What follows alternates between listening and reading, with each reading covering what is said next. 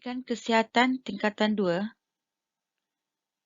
Unit 1, 6.0 Penyakit.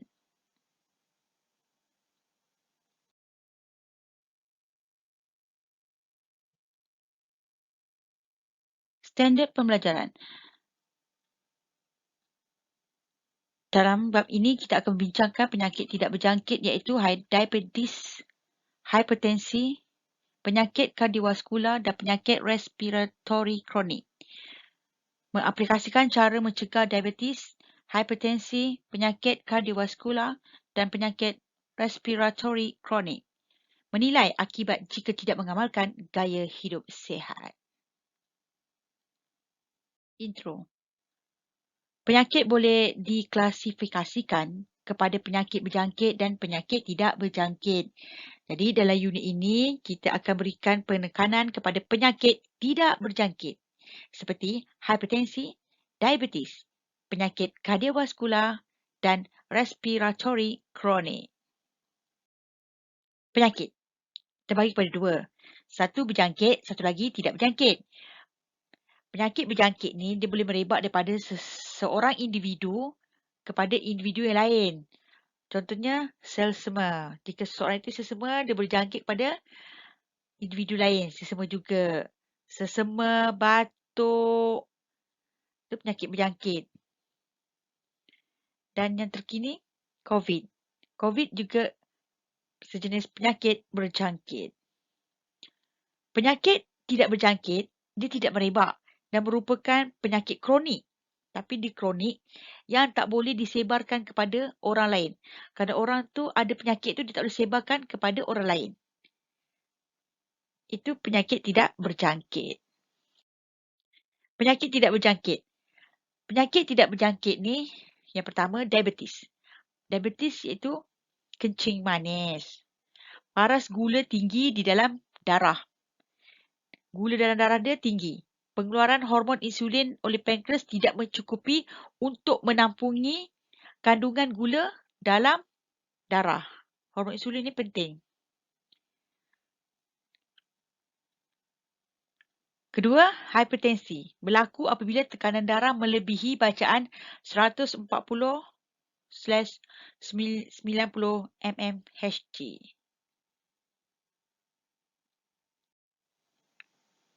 Ketiga, penyakit respiratory kronik. Ianya berlaku apabila terdapat penyempitan dan keradangan pada saluran pernafasan. Ianya sempit dekat kita punya paru-paru tu. Jadi nak bernafas pun dia macam agak susah sikit. Itu penyakit respiratory kronik berkaitan dengan pernafasan kita, paru-paru. Okay. Penyakit kardiovaskular berkaitan dengan jantung. Di mana otot jantung tidak mendapat bekalan darah yang mencukupi disebabkan oleh saluran darah yang sempit atau tersumbat.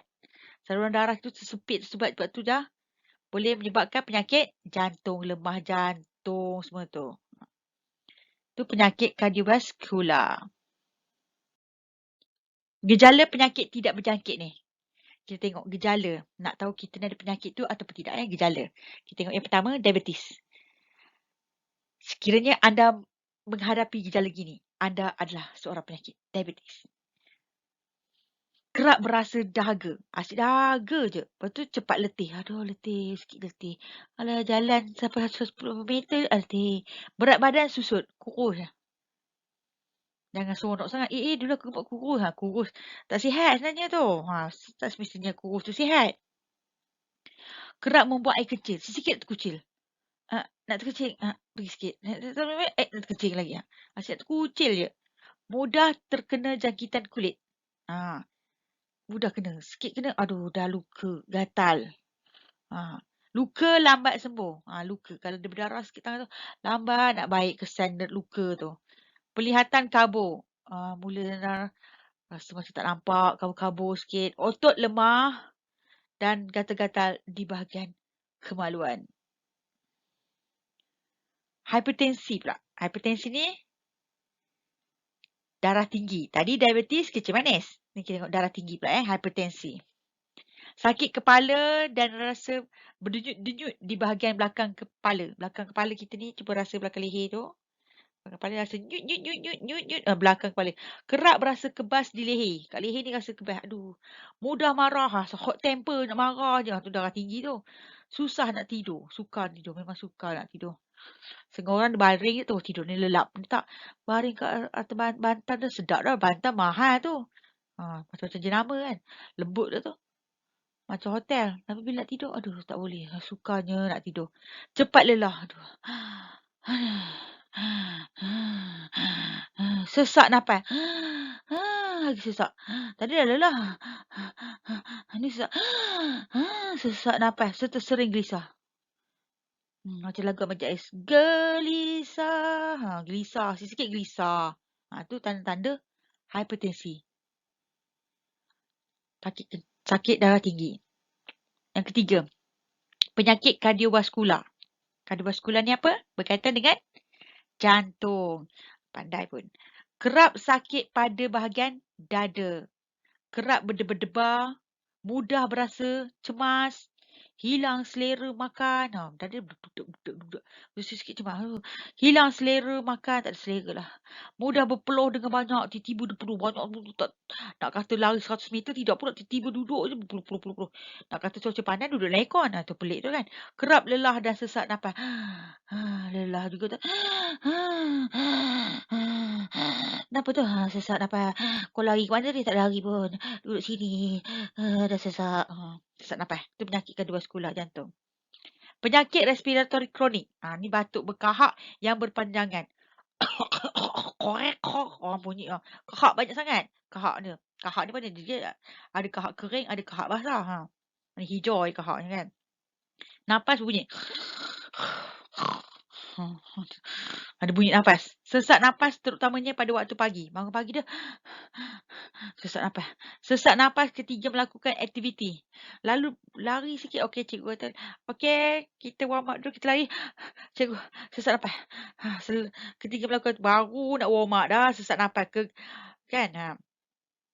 Simptom kegagalan paru-paru berfungsi. Paru-paru dia ada masalah sebab tu sesak nafas. Jantung bengkak dan kaki dia bengkak. Itu gejala tu. Kalau ada gejala tersebut, anda kena hati-hati. Sama ada anda penyakit diabetes, kencing manis, hipertensi, darah tinggi, penyakit kardiovaskular berkaitan dengan jantung, penyakit respiratory kronik berkaitan dengan pernafasan paru-paru. Okey, cara mencegah penyakit tidak berjangkit ni. Macam mana kita nak mencegah ni? Kan? Tiba-tiba pula dapat ni pelik juga. Dah lah dia tidak berjangkit. Tiba-tiba ada. Pertama, kita kena bersenam sekurang-kurangnya 3 kali seminggu. 3 kali seminggu je. 3 kali seminggu. Ikut keupayaan diri kita. Melebihi 30 minit setiap sesi. Jangan sekejap 3 kali seminggu. Baru keluar rumah. Lepas tu, dah balik. Sekejapnya. Sekejap je. Janji buat senaman. Bukan 30 minit, 3 minit je tu kan. 30 minit, setengah jam. Buatlah yang senaman yang tidak yang hardcore sangat lah kan. Tidak merokok dan mengambil alkohol. Ini penting. Katakan tidak kata rokok. Dan jangan sekali mengambil alkohol. Alkohol ni minuman yang mengandungi alkohol yang dilarang bagi umat Islam. Elakkan stres. Ni pun nak cegah ni kita kena elakkan stres. Jangan stres. Buat sikit stres ni stres. Jangan. Periksa paras gula dan kolesterol dalam darah. Kita periksa paras gula kita dan darah sebulan sekali pun okey juga. Seminggu sekali ke tengok. Okey darah. Okey dengan umur kita dengan periksa paras gula kita titik sikit. Ada satu mesin tu letak dekat situ. Titik darah. Betul dia akan baca paras gula. Normal tak normal. Tinggi ke tinggi. Kekalkan berat badan unggul. Maksudnya kalau berat anda dah 45 dah. Okey dah cantik dah. Dengan ketinggian kamu. BMI pun cantik. Jadi kekalkan berat badan unggul. Jangan terlalu berat. Jangan terlalu ringan. Mengamalkan pemakanan yang seimbang. Maksud makanan yang seimbang. Ambil nasi waktu tengah hari makan. Portion je ini. Jangan berantok pagi. Nasi lemak 4 bungkus. Tengah hari makan pula nasi 2 pinggan nasi biryani. Petang kena pula lepak dengan member makan pula roti canai. Dua. Lepas tu malam makan lagi. Makan malam. Lepas tu supper makan lagi. Memang kita boleh makan ikut turutan. Tapi dengan portion yang sesuai dengan badan kita lah. Cikgu dia makan banyak lah cikgu. Tengoklah badan dia besar kan. Tapi dia kena jaga juga dia punya. Kalau dia makan sikit nanti gula kurang. Itulah boleh menyebabkan pingsan. Gula penting dalam badan kita tahu. Mengamalkan pengaan seimbang. Lakukan pemeriksaan kesihatan secara berkala. Maksudnya, okay, bulan ni dah periksa, bulan depan datang lagi. Dia adalah berjadual. Ini setengah tu tak pernah periksa langsung. Pemeriksaan kesihatan boleh dilakukan sekiranya. Ini kita tak tahu ni. Penyakit berjangkit ni. Cikgu mana saya tahu saya ada penyakit berjangkit ke tidak. Pemeriksaan kesihatan boleh dilakukan. Boleh dilakukan. Sekiranya, pertama, berat badan berlebihan atau obes. Kamu dah rasa gemuk dah. Aduh. Tiba-tiba naik mendadak ni PKP ni ke apa. Naik pula berat badan ni kan. Kedua, mempunyai sejarah keluarga yang menghidap diabetes. Ini yang penting ni.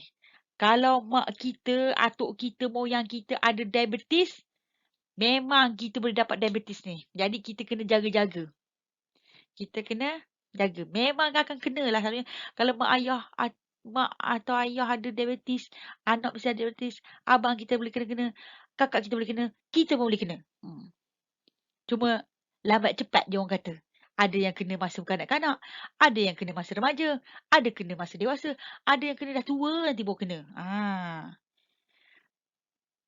Lepas tu, dia tidak aktif dan tidak melakukan aktiviti fizikal. Tak pernah langsung nak bersenam. Ini satu lagi lah. Dah lah ada keturunan ada penyakit. Doktor pun saya tanya, salah silap. Ada keturunan penyakit diabetes macam mana tak? Ada. Ada buat aktiviti fizikal, bersenam-senam ke, berjoging ke? Tak ada. Tu tak ada. Tak pernah melakukan. Memang kamu kena periksa ni. Dah lah berat badan naik. Betul sejarah keluarga ada. Tak pernah pula melakukan aktiviti fizikal. Lepas tu bila pergi cek tengok. Tak tahu tahap kolesterol yang tinggi. Kolesterol tinggi. Memang kena pergi periksa doktor. Pemeriksaan kesihatan ya. Luka yang sukar sembuh. Kena pisau skip darah. Lambat nak sembuh. Lambatnya lah nak luka dia nak sembuh kan. Mempunyai tekanan darah yang tinggi iaitu melebihi 140-90. Ini dah tinggi sangat ni. Boleh pecah nanti Kang. Apa tu? Pembuluh darah. Tinggi sangat. 140 hingga 90. Kalau anda ada ni, sekiranya anda ada ni ke-66 ni, anda kena buat pemeriksaan kesihatan dengan segera. Sekian tamat untuk tajuk penyakit. Saya ulangi, kita dalam penyakit tadi kita belajar tentang penyakit tidak berjangkit.